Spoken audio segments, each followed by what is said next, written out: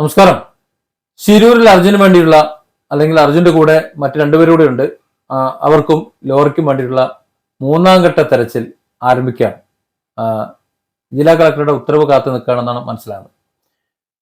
പുറംകടലിൽ നിന്ന് ഗോവയിൽ നിന്ന് പുറപ്പെട്ടു വന്ന ഡ്രഡ്ജർ വേലിയിറക്കത്തെ തുടർന്ന് പാലത്തിന്റെ അടിയിൽ കൂടി ഇപ്പുറത്തേക്ക് തെരച്ചിലിന്റെ ഏകദേശം അടുത്തെത്തിച്ചിട്ടുണ്ട്. അവിടെ പാർക്ക് ചെയ്തിരിക്കുകയാണ്. ഇനി ഉത്തരവ് കിട്ടിക്കഴിഞ്ഞാൽ തെരച്ചിൽ തുടങ്ങും. ഇത്തരത്തിലുള്ളൊരു തെരച്ചിൽ നടക്കാൻ വേണ്ടി ചെറിയ പാടൊന്നുമല്ല മനാഫ് പെട്ടത് എന്നുള്ളതാണ് വസ്തുത. സർക്കാർ അല്ലെങ്കിൽ മറ്റുള്ളവരൊക്കെ പല കാര്യങ്ങളും പറയുന്നുണ്ട്, പലരും പല രീതിയിലും പറയുന്നുണ്ട്. പക്ഷെ അർജുന് വേണ്ടി ഏതറ്റം വരെ പോകുമെന്ന് മനാഫ് പറഞ്ഞത് ആദ്യ ദിവസങ്ങളിൽ തന്നെയാണ്. അത് ഇതുവരെ പാലിച്ചു വരുന്നുണ്ട്. അതുകൊണ്ടാണ് ഒരുപാട് ആരോപണങ്ങൾ മനാഫിനെതിരെ വന്നു.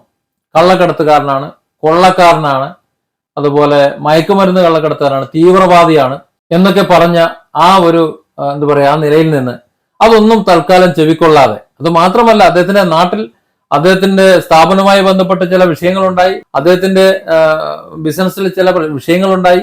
അതൊക്കെ തൽക്കാലം മാറ്റിവെച്ച് ആ പ്രശ്നങ്ങളൊന്നും പ്രശ്നമല്ല, ഇവിടെ അർജുന്റെ പ്രശ്നമാണ് എനിക്ക് പ്രധാനം എന്ന നിലപാടെടുത്തുകൊണ്ട് ശിരൂരിൽ തങ്ങി അല്ലെങ്കിൽ അതിനു വേണ്ടിയിട്ട് കാര്യങ്ങൾ നീക്കി കോടതിയിലേക്ക് നീങ്ങി ഇന്ന് ഈ ഡ്രഡ്ജർ ഇവിടെ പ്രവർത്തനത്തിന് എത്തുമ്പോൾ അതിന്റെ പിന്നിൽ മനാഫ് വിചാരിച്ചിട്ടുള്ള എടുത്തിട്ടുള്ള എഫേർട്ട് ചെറുതൊന്നുമല്ല. അതുകൊണ്ട് അദ്ദേഹത്തിന് അഭിനന്ദിക്കാതിരിക്കാൻ പറ്റുന്നില്ല.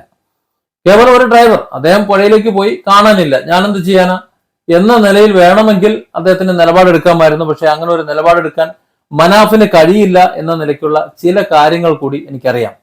അത് ഈ അദ്ദേഹത്തെ കുറിച്ചുള്ള ചില ആരോപണങ്ങൾ ഞാൻ പറഞ്ഞല്ലോ. ചിലരൊക്കെ പറഞ്ഞു ഇദ്ദേഹം കള്ളക്കടത്തുകാരനാണ്, കൊള്ളക്കാരനാണെന്നൊക്കെ പറഞ്ഞിരുന്നു.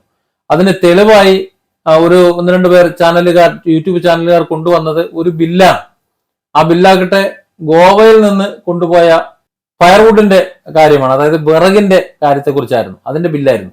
അത് അർജുന്റെ ലോറിയാണ് വിളിച്ചവർ കൊണ്ടുപോയത്. ഒരു ലോറി ഈ കശുവണ്ടി പ്ലാന്റേഷൻ നടത്താൻ വേണ്ടിയിട്ട് അവിടെ നിന്ന് വിറക് മഴയായതുകൊണ്ട് കത്തിക്കാൻ നിവൃത്തിയില്ല, കത്തിച്ചുടുവാക്കാൻ നിവൃത്തിയില്ലാത്തതുകൊണ്ട് അത് വാരി മാറ്റണമായിരുന്നു. അപ്പോൾ അത് അവിടെ നിന്ന് കയറ്റി മറ്റൊരു ഭാഗത്തേക്ക് കൊണ്ടുപോയ ആ ബില്ലെടുത്ത് കാണിച്ചിട്ടാണ് ഇത് ശിരൂരിൽ അപകടത്തിൽപ്പെട്ട ആ ലോറിയിലെ മരങ്ങളുടെ ബില്ലാണ് എന്ന് എടുത്ത് കാണിച്ചത്. സത്യത്തിൽ ശിരൂരിൽ അർജുൻ ഓടിച്ചുകൊണ്ട് വന്ന ആ ലോറിയിൽ മനാഫിന്റെ മരങ്ങൾ മാത്രമല്ല ഉണ്ടായിരുന്നത്, ഒരു വലിയൊരു വാഹനമാണത്. ആ വാഹനത്തിൽ മൂന്ന് വ്യത്യസ്ത വ്യക്തികളുടെ ബില്ലാണുള്ളത്, ഒരാളുടെ അല്ല. കാര്യം 3 പേരുടെ സാധനങ്ങളുണ്ട്, എല്ലാം കൂടി ഒരാൾക്കുള്ളതല്ലത്. ഒരു വാഹനത്തിൽ അവർ 3 പേരും കൂടി കൊണ്ടുവരുന്നു എന്നേ ഉള്ളൂ. ഇതൊരു പക്ഷേ മീഡിയകൾ റിപ്പോർട്ട് ചെയ്തിട്ടുണ്ടാവില്ല. നമ്മൾ ഒരു കണ്ടെയ്നറിൽ കൊണ്ടുവരുന്ന സാധനങ്ങൾ മുഴുവൻ ഒരാളുടേതല്ലല്ലോ. ആ കണ്ടെയ്നറിൽ വിവിധ പലരുടെ ആൾക്കാരുടെ സാധനങ്ങൾ ഉണ്ടാവും. കണ്ടെയ്നർ തീരത്ത് എത്തിക്കഴിഞ്ഞാൽ അല്ലെങ്കിൽ എവിടെയാണ് ഇറക്കുന്നത് വെച്ചാൽ അവിടെ നിന്ന് പിന്നെ അവരവരുടെ സാധനങ്ങൾ എടുത്തുകൊണ്ട് പോലാണ് പതിവ്. അതുപോലെ അർജുൻ ഓടിച്ചിരുന്ന ലോറിയിൽ 3 പേരുടെ തടിയാണ് ഉണ്ടായിരുന്നത്. അത് ലക്ഷ്യസ്ഥാനത്ത് എത്തുന്നതിന് മുമ്പ് ശിരൂരിൽ പുഴയിലേക്ക് പോയി എന്ന് നമ്മൾ ഇപ്പോഴും വിശ്വസിക്കുന്നു. പുഴയിൽ ലോറി ഉണ്ടെന്ന് ഏകദേശം ഉറപ്പിക്കുകയും ചെയ്തിട്ടുണ്ട്. ഏതായാലും അത് എടുക്കാനായി വരുമ്പോൾ കുടുംബത്തിന്റെ പ്രതീക്ഷയും ഒപ്പം മനാഫിന്റെ പ്രതീക്ഷയും വർദ്ധിക്കുകയാണ്.